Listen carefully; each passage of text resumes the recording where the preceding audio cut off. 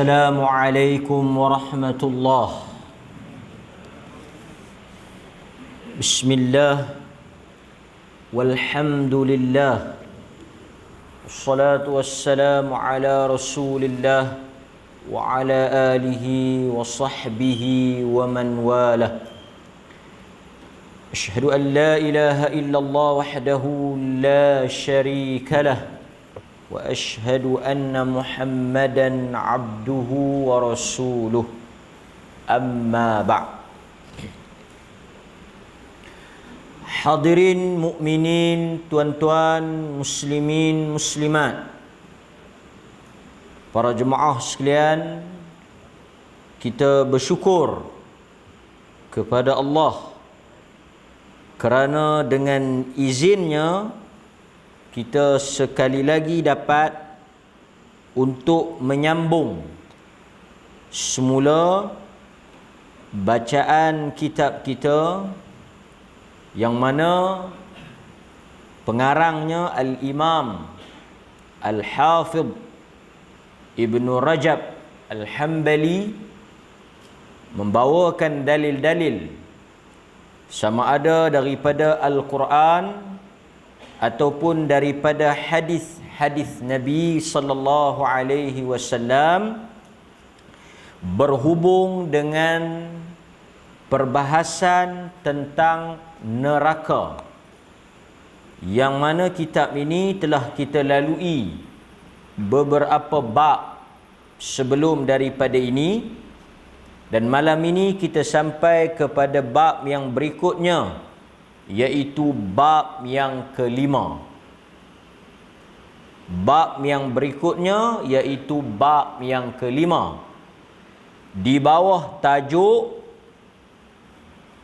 kedudukan ataupun tempat letaknya fi zikri, tempat letak atau tempat duduknya makan, di manakah tempat ataupun kedudukan neraka Jahannam.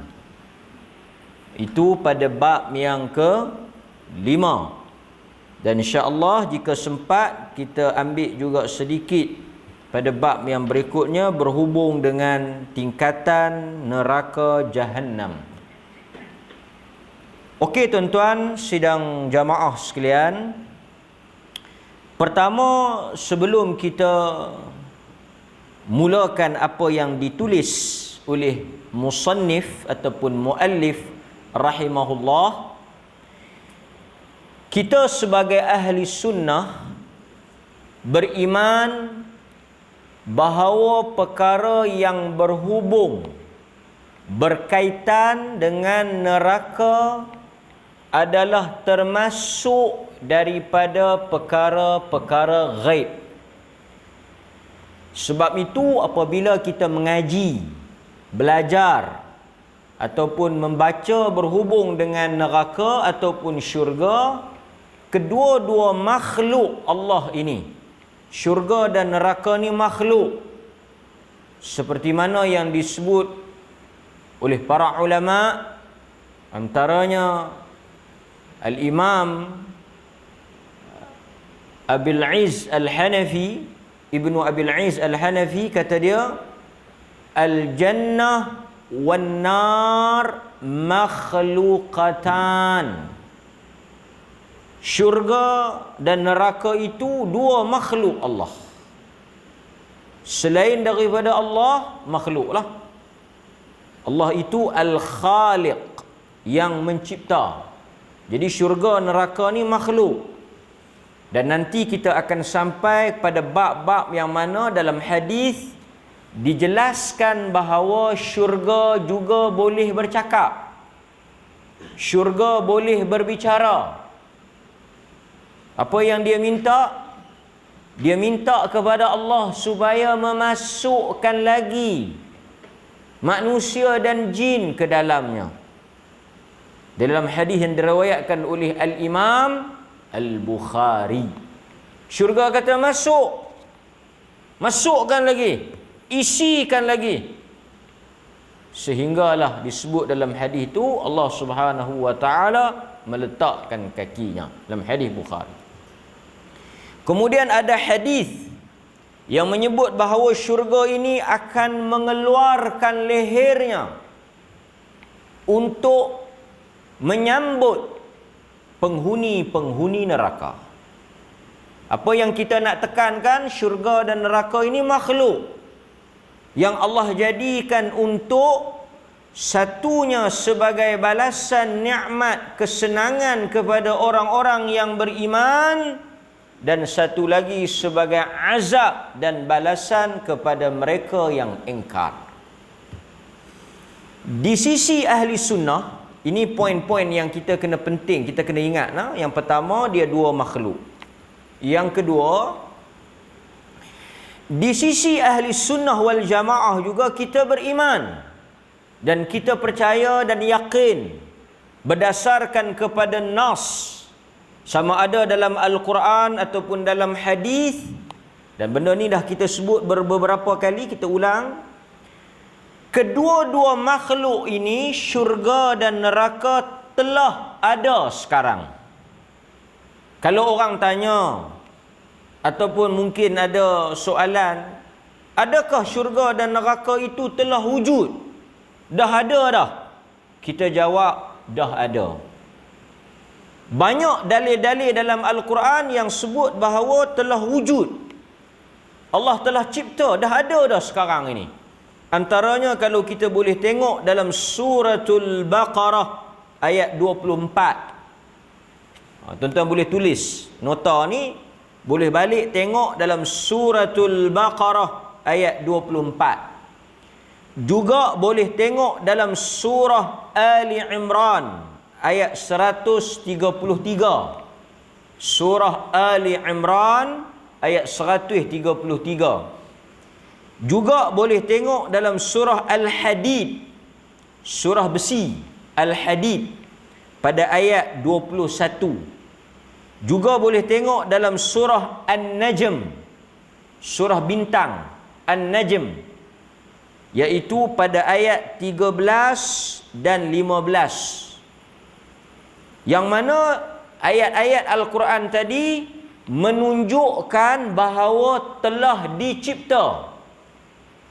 Allah menggunakan dalam ayat-ayat itu perkataan ataupun kata kerja telah dicipta, telah disediakan. Maksudnya telah ada lah. Umpamanya Allah sebut uiddat, telah disediakan. Maksud telah disediakan tu apa? Dah ada lah. Sebab itu dalam hadis Nabi sendiri menyatakan dia dah tengok. Nabi dah tengok tak syurga ni? Nabi dah tengok. Antaranya dalam hadis yang diriwayatkan oleh Imam Muslim. Ini dalil Nabi dah tengok syurga dan Nabi dah tengok neraka. Dalam hadis yang diriwayatkan oleh Imam Muslim daripada Anas bin Malik radhiyallahu an, Nabi sallallahu alaihi wasallam kata, Nabi sebut apa? Ra'aitul jannah wan nar. Hadis tu panjang, tapi saya nak ambil pada perkataan yang Nabi sebut tu. Nabi kata, demi Allah, jika kamu melihat apa yang aku lihat, kamu tengok apa yang aku tengok, kamu nampak apa yang aku nampak, kamu akan menangis banyak dan kamu akan kurang ketawa. Kamu akan kurang berseronok, tetapi kamu akan bertambah rasa takut. Sahabat Nabi tanyalah, apa yang kau tengok ya Rasulullah? Apa yang kau nampak yang kami tak nampak? Sahabat tanya, apa yang kau nampak sehingga menyebabkan timbulnya rasa takut? Nabi jawab, ra'aitul jannata wan nara. Ra'aitu, aku telah. Dia guna perkataan ra'aitu. Ra'aitu maksudnya fi'lul madhi, kata kerja aku telah tengok. Kalau aku belum tengok lain, ataupun benda yang belum berlaku kan. Tapi Nabi kata ra'aitu, aku telah tengok. Apa dia? Al jannata, aku telah tengok akan syurga. wan nar, dan juga neraka. Maksudnya Nabi dah tengok tak? Dah tengok. Kalau dah tengok, maksudnya dah ada. Jadi perbincangan kita sekarang ni, kalau ada di mana?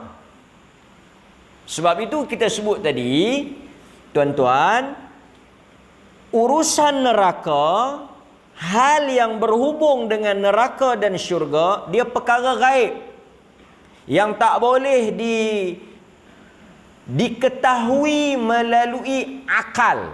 Tak boleh. Akal tak boleh. Maksudnya akal tak boleh faham, tak boleh cari, tak boleh tahu. Jadi kita kena baca apa yang ada dalam riwayat, sama ada dalam Al-Quran ataupun dalam hadis Nabi sallallahu alaihi wasallam. Okey? Saya akan bacalah perbahasan dia secara ringkas, apa yang disebut oleh penulis. Kemudian saya akan bawa sedikit huraian tambahan daripada pandangan para ulama di dalam kitab-kitab yang lain. Kemudian saat lagi kita akan buat kesimpulan yang selamatlah. Tapi saya nak sebut juga di awal kuliah ni, tidak perlulah tuan-tuan melakukan ekspedisi mencari neraka. Tak payah. Beriman bahawa dia telah diciptakan, beriman dia memang benar-benar wujud walaupun belum dilihat dengan mata kita. Apa yang patut kita buat? Macam orang tanya Nabi lah, sekarang syurga dah ada, neraka dah ada, apa engkau nak buat? Macam orang tanya Nabi kan, bila berlaku kiamat? Nabi tak jawab bila. Macam kalau orang tanya kita, di mana neraka? Kalau kita tahu sekalipun secara tepat di mana, kalau kita pergi, kalau kita boleh pergi pun, untuk apa? Neraka ini Allah Subhanahu wa taala perintahkan supaya kita apa? Berlindung daripadanya. Macam Nabi cerita Dajjal duduk di mana? Dajjal sedang terikat. Di dalam hadis yang sahih yang diriwayatkan oleh Imam Muslim. Tuan-tuan pernah baca kan? Bahawa Dajjal sedang diikat. Di mana? Di sebuah pulau. Dajjal ni dah ada dah, sekarang ni dah ada dah. Dajjal tu dah ada. Cuma dia tak boleh keluar. Pasal apa dia tak boleh keluar? Kerana dia kena tambat. Dia kena tambat. Nanti bila dah habis tanda-tanda yang dia kata Tasik Tabari di Syria tu, kemudian apa lagi dia sebut, tanya nu tani yang nu tani apa semua tu, bila dah habis semua tanda-tanda tu dah keluar, Allah Ta'ala akan buka ikatan tu dan dia akan keluar lah. Bila dia keluarlah daripada pulau tu. Dia akan keluar. Diikuti oleh 70,000 Yahudi daripada kota Asfahan di Iran. Tapi saya nak ceritanya, Dajjal tu memang dah ada sekarang. Tapi tak payahlah kita pergi cari. Untuk apa kalau kita jumpa pun? Dan ada tak orang dah jumpa Dajjal? Tamim Ad-Dari, Abu Ruqayyah, dia dah jumpa Dajjal. Dia dah bercakap pun dengan Dajjal. Dajjal tu dah ada. Nampak? Okey. Macam ni lah juga kita nak sebut sekarang ni tentang di mana duduknya neraka. Dia kata neraka ni saya tak tahulah yang mana yang Allah Ta'ala punya ni, saya tak tahu yang mana. Tapi kalau yang saya punya ada. Rumah saya tu macam neraka dah sekarang ni. Orang lain rumahku syurgaku, saya rumahku nerakaku. Tak tahulah. Tapi ada orang mari, dia sebut mungkin tekanan perasaan dan sebagainya. Wallahu a'lam. Kan? Okey. Sekarang kita tengok apa yang disebut. Kita baca apa yang Ibnu Rajab tulis, kita baca. Sat lagi kita tengok macam mana kan. Okey.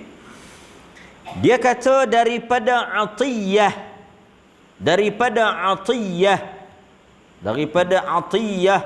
daripada Ibnu Abbas radhiyallahu anhuma, bahawasanya kata Ibnu Abbas, syurga berada di langit yang ketujuh.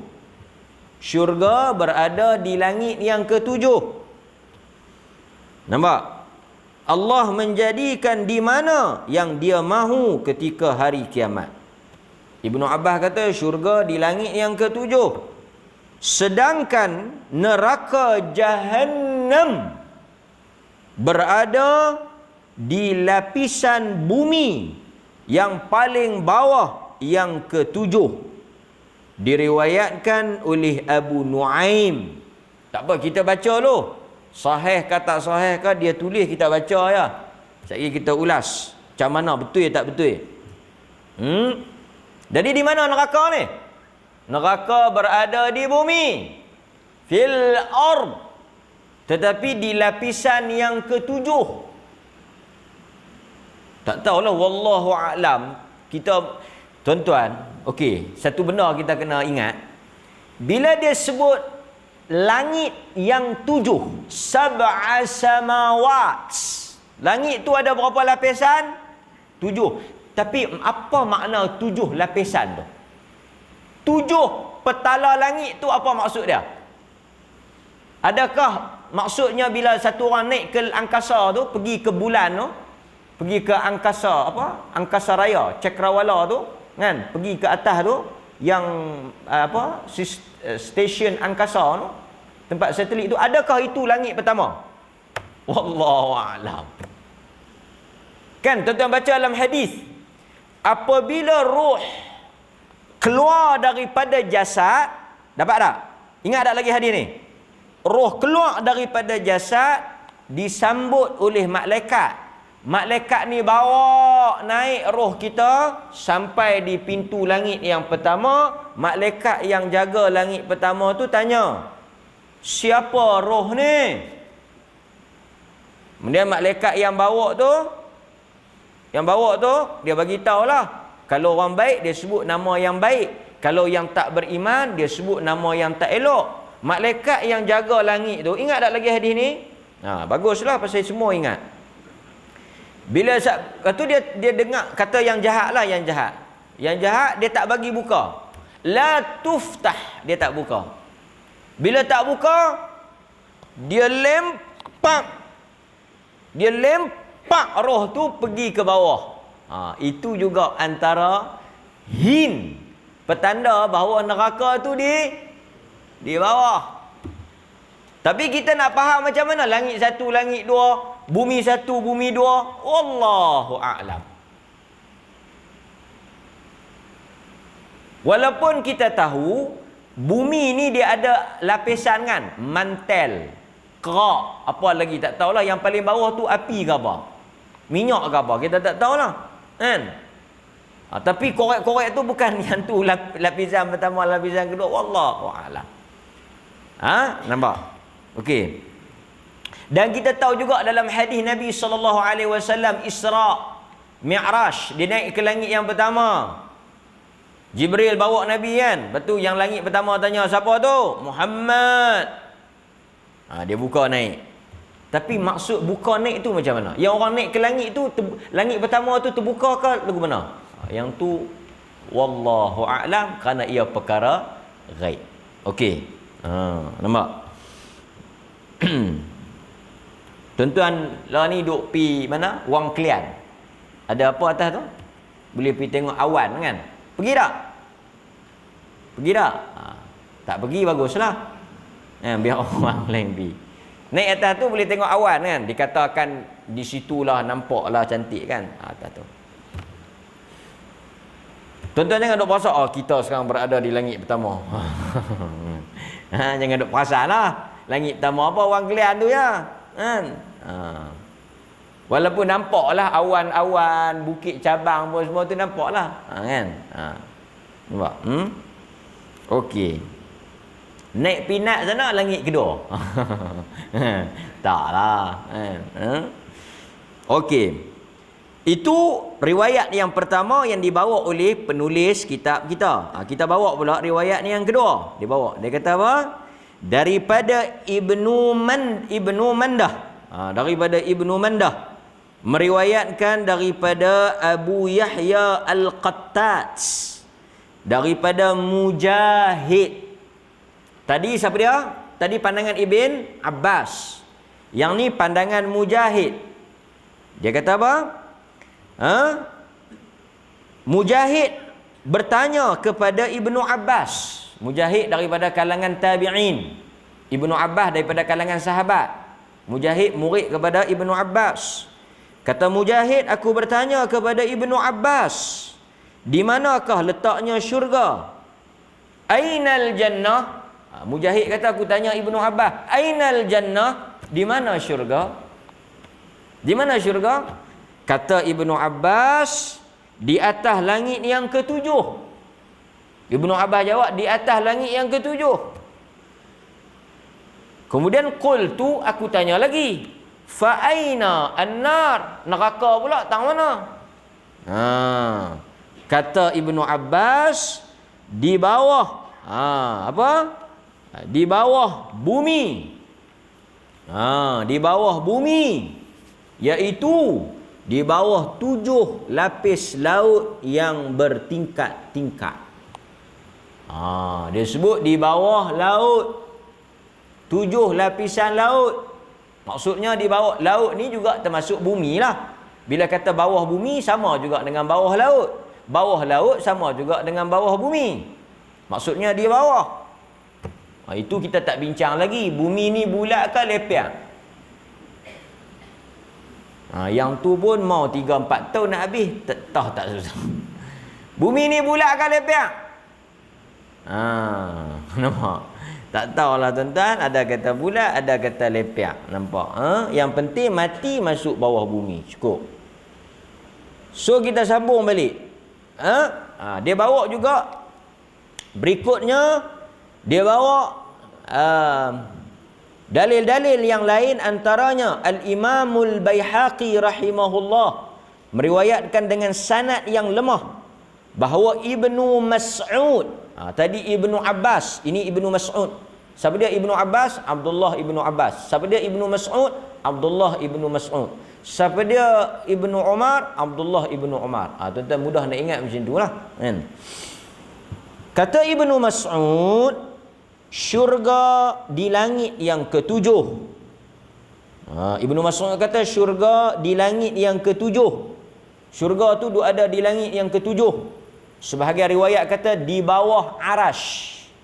Bumbung syurga itu arash. Ada riwayat sebut. Kemudian Ibnu Mas'ud membacakan firman Allah di dalam surah Al-Mutaffifin, inna kitabal abrari lafi illiyin. Illiyin ni apa? Illiyin ni nama-nama orang-orang ahli syurga. Siapa dia yang jadi ahli syurga? Di dalam illiyin. Kemudian dia baca pula ayat yang berikutnya, iaitu inna kitabal fujjar. Fujjar ni siapa? Okey, tuan-tuan kena ingat. Abrar, orang-orang yang beriman. Al-abrar ni orang-orang yang dekat dengan Allah. Al-fujjar, orang-orang yang jahat, fajir. Orang-orang yang jahat ni dia duduk di mana? Lafi sijjin. Sijjin. Sijjin. Okey. Kemudian kita baca lagi. Kemudian dia bawa pula daripada Abdullah bin Salam. Tadi Abdullah ibnu Mas'ud ni Abdullah bin Salam. Kata Abdullah ibn Salam, sesungguhnya syurga berada di atas langit, manakala neraka berada di bumi. Itu kata Abdullah ibnu Salam. Kemudian ada riwayat daripada Qatadah. Kita baca habis. Daripada riwayat daripada Qatadah. Ni semua ada dalam buku kita. Daripada Qatadah beliau berkata, sesungguhnya para sahabat Nabi kanu yaqulun, yakni para sahabat Nabi mereka berkata, sesungguhnya syurga itu berada di langit yang ketujuh, manakala neraka pula berada Jahannam, neraka Jahannam itu berada di bumi, di bawah lapisan yang ketujuh. Kata Qatadah, ini merupakan pandangan para sahabat Nabi sallallahu alaihi wasallam. Okey. Kemudian kita tengok pula pengarang membawakan juga di dalam surah Az-Zariyat. surah Az-Zariyat, yang mana Allah Subhanahu wa taala berfirman, wa fis sama' rizqukum wa ma tu'adun. Dalam surah Az-Zariyat ni Allah kata apa? Dan di langit ada rezeki untuk kamu dan ada perkara yang dijanjikan. Allah kata di langit tu ada wa ma tu'adun, ada benda yang Tuhan janji. Apa dia yang ada di langit tu? Yang dikatakan dijanjikan itu. Apa yang Tuhan janji kat kita di langit? Kata Qatadah, yang dimaksudkan dengan janji di langit itu adalah syurga.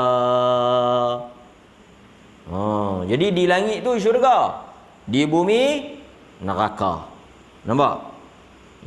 Kemudian dia bawa juga hadis Al-Barra ibn Azib, yang mana orang beriman rohnya naik ke langit yang ketujuh.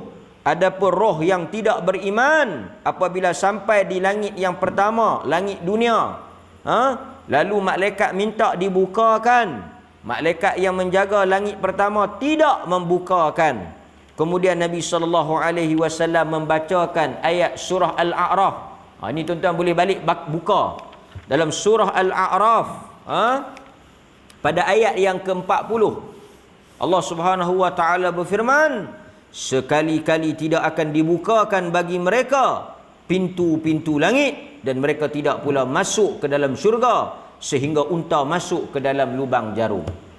Maksudnya orang-orang yang tidak beriman, yang kufur, yang engkar, yang fasik, yang fajir, yang jahat, di dunia ni bila dia roh dia naik ke langit, dia tak naik, tak tembus langit, tak naik sampai ke langit yang ketujuh.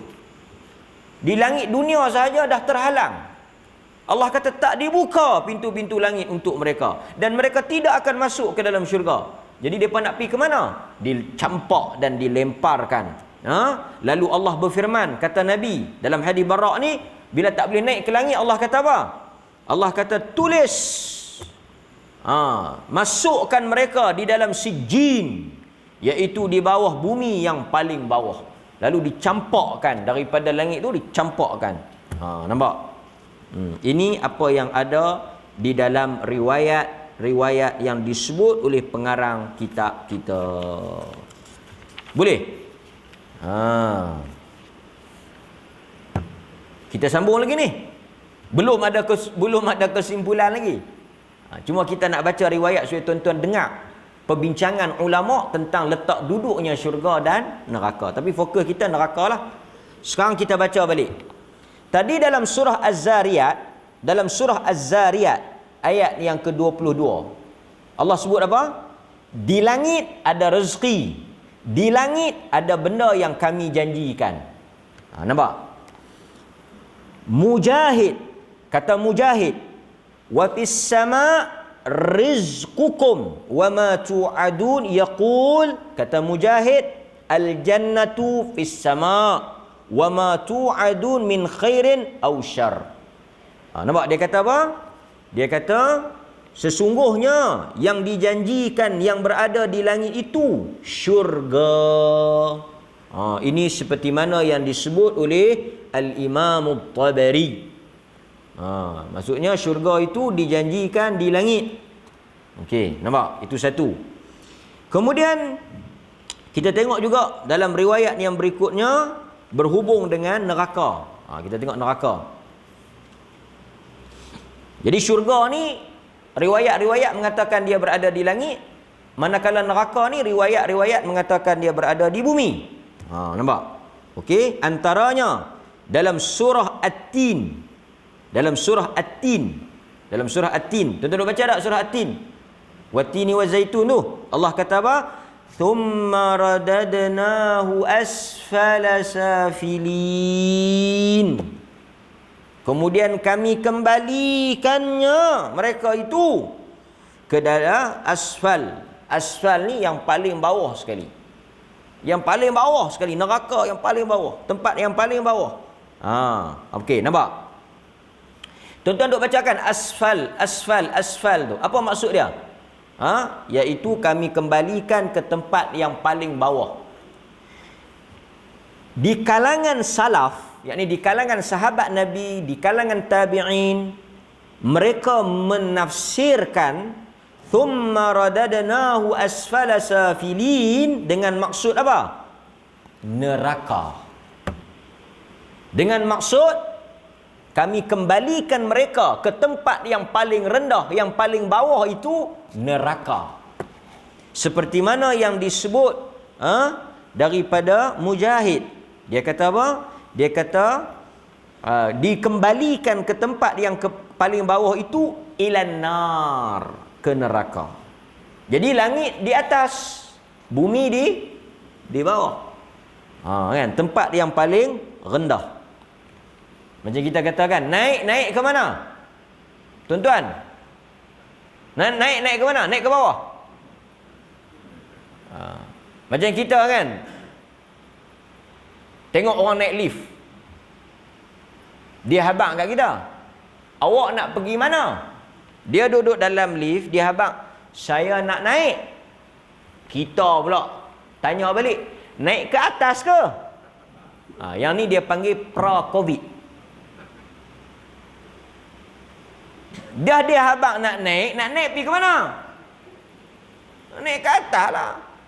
Kena kawan tu jenis layak buruk, dia kata tak lah, naik ke bawah. Macam kawan tu dah habaq, dia kata nak turun ke mana? Saya nak turun ke bawah. Betul lah, ke bawah, takkan turun ke atas. Jadi bila dia kata ke bawah, tempat yang paling rendah, dia menguatkan neraka itu pada pandangan dia berada di bawah. Ini pada pandangan yang kata dia duduk di bumi lah. Okay. Demikian juga apa yang disebut oleh Hasan al-Basri. Hasan al-Basri juga menyebut daripada kalangan tabi'in. Dia kata apa? Dia kata yang dimaksudkan kami kembalikan thumma radadnahu asfala safilin ay finnar. Itu kata Al-Hasan al-Basri. Kemudian kita juga ambil perkataan apa yang disebut dalam riwayat yang lain. Antaranya kita dah sebut tadi, Allah Subhanahu wa taala sebut dalam surah Al-Mutaffifin ayat yang ke-7, kalla inna kitabal fujjar lafi sijjin. Orang-orang yang melakukan penipuan. Ni soal timbang sukat. Al-Mutaffifin ni orang yang mengecoh dalam soal sukatan, bohong dalam soal timbang sukat ni. Bila dia timbang dekat dia lebih, bila dia timbang ke orang dia berkurang. Allah kata mereka ini akan dimasukkan, mereka ini daripada kalangan fujar, orang-orang yang jahat, fajir, orang yang buruk, mereka akan berada di dalam sijjin. Okey, kita tengok riwayat ni sebut apa.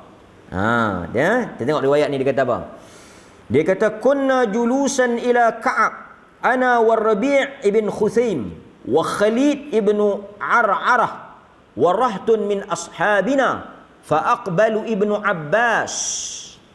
Kata Ka'ab, aku, Rabi' bin Khuthaim, Khalid bin Ar'arah dan beberapa orang sahabat yang lain, kami bertemu dengan Ibnu Abbas.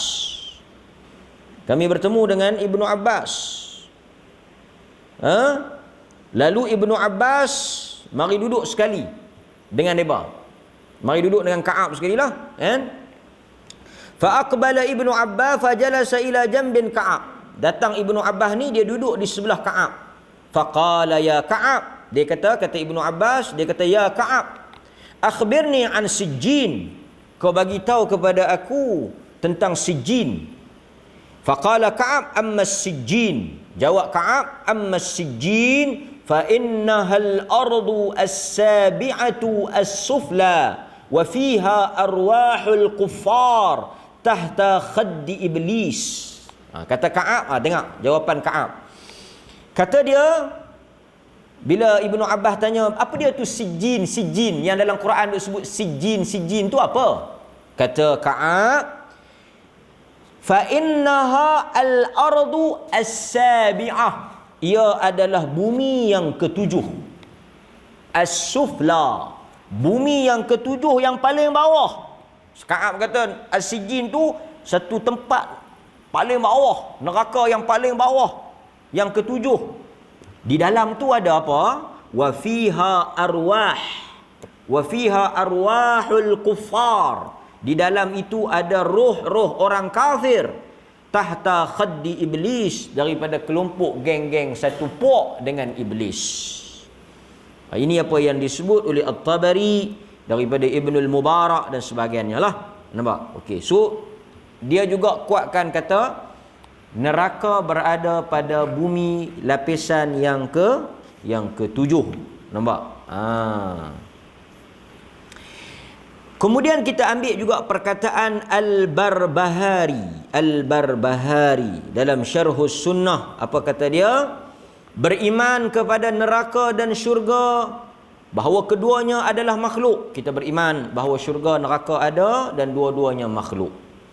Syurga berada di langit yang ketujuh. Atapnya, bumbung syurga itu adalah arash. Neraka berada di bawah bumi yang ketujuh, yang paling bawah. Keduanya adalah makhluk. Itu kata Al-Imam Al-Barbahari. Kemudian kita tengok juga satu lagi pandangan Abul Qasim Al-Asbahani. Dia juga sebut benda yang sama. Dia kata apa? Wa min madhab.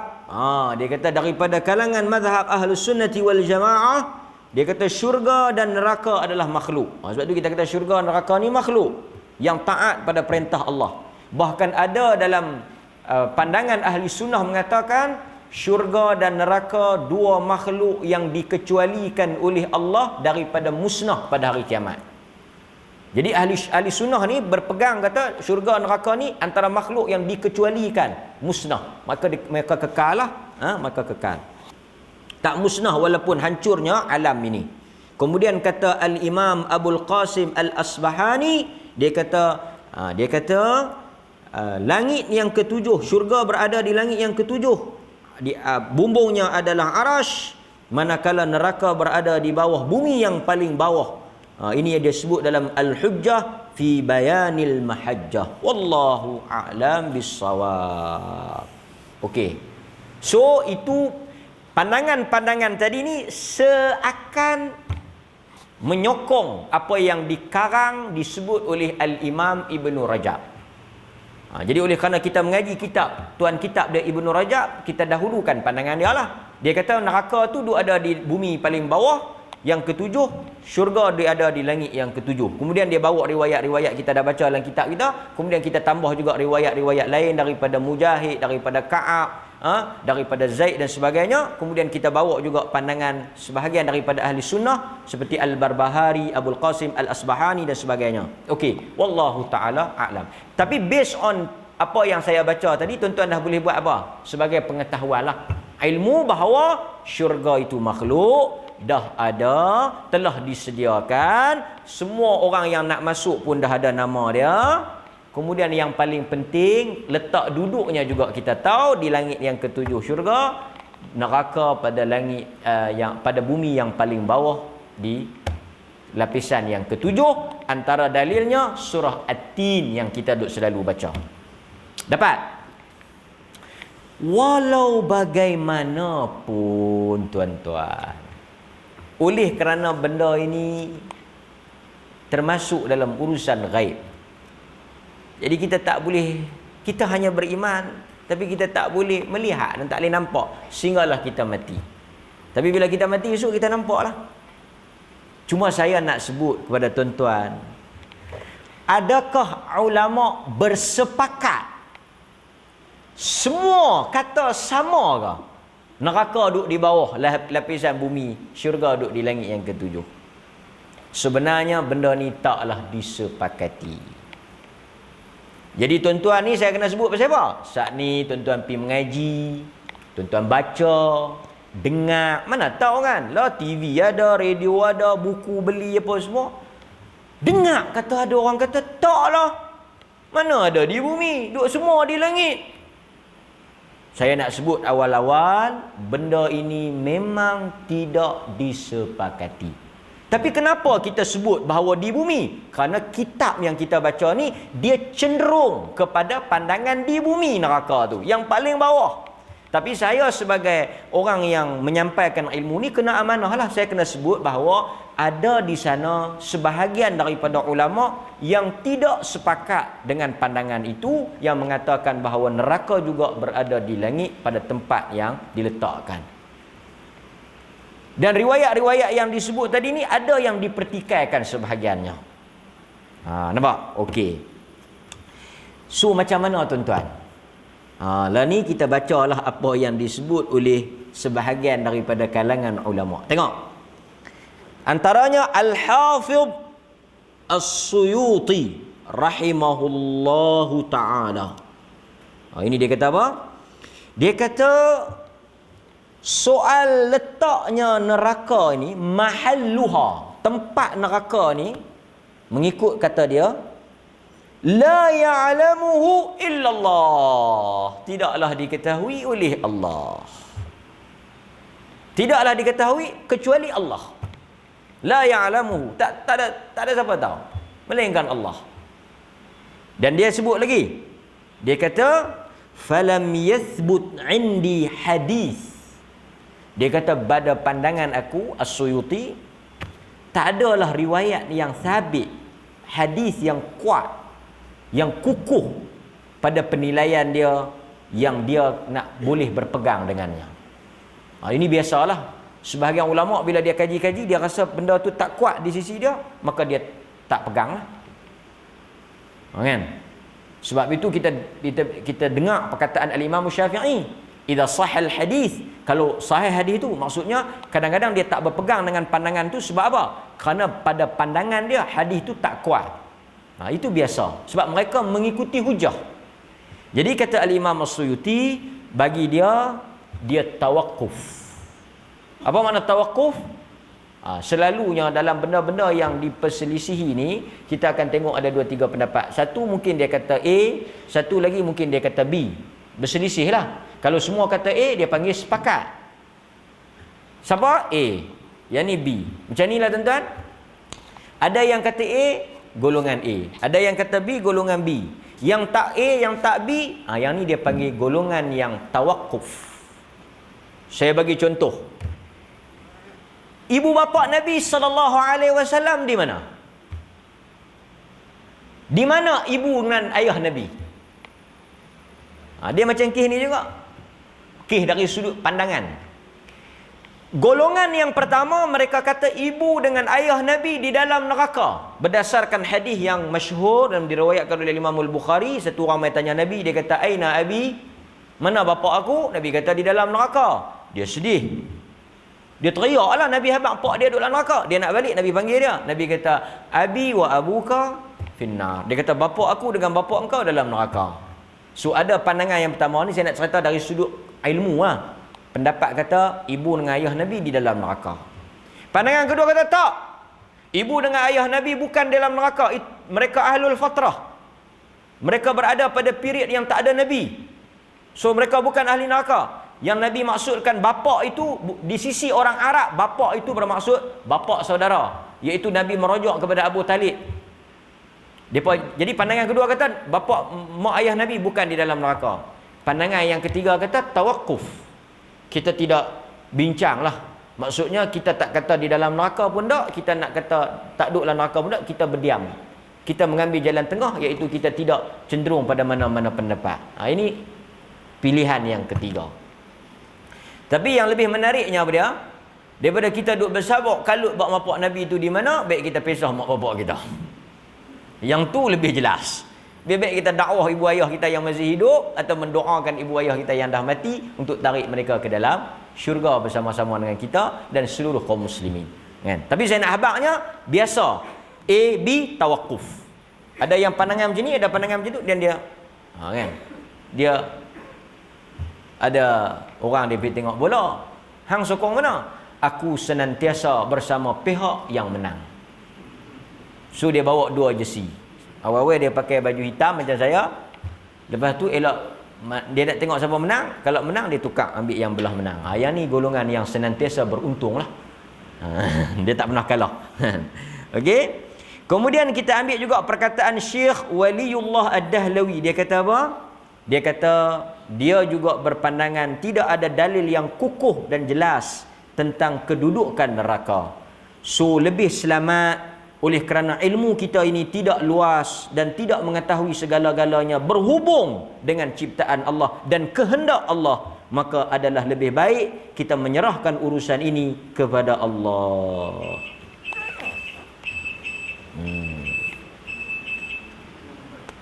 Sekali lagi tuan-tuan akan kata pula, kan elok baca terus kesimpulan. Terus baca kesimpulan kan senangnya pergi baca apa? Ini namanya mengaji. Ini namanya mengaji. Dan kita baca kerana kitab sebut macam tu. Amanah kita nukil dulu pandangan dia. Kemudian kita baca dalil-dalil yang dia bawa. Dan kita buat kesimpulan. Dan terpulang. Kan? Sebab itu orang mengaji ni luas. Orang mengaji ni dia mendengar ke semua perbahasan. Dan akhirnya dia membuat penilaian berdasarkan apa yang dia rasa yakin di atas kekukuhan hujah yang dia dengar. Kita boleh saja pergi, tuan-tuan, macam semayang, kita boleh je semayang. Semayang kat takbir Allahu Akbar. Tapi pasal apa kita bahas, di sana ada pandangan kata rukun, di sana ada pandangan kata sunat, di sana pasal apa? Kerana itu adalah proses kepada menuntut ilmu. Kan? Pasal itu orang menuntut ilmu, talibul ilmi, mustawanya, levelnya berbeza dengan orang awam.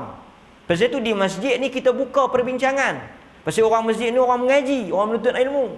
Kan? Boleh je kita main baca. Yang ni. Habis selesai. Tapi orang menuntut ilmu ni dia nak tahu dalilnya, hujahnya, keterangannya, pihak yang tak bersetujunya dan sebagainya. Huraian tu.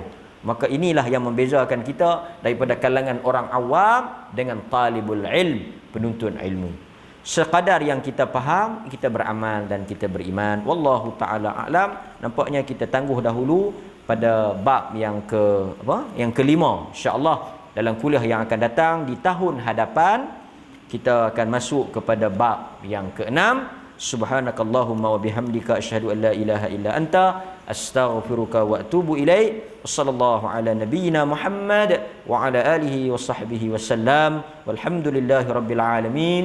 Assalamualaikum warahmatullahi wabarakatuh.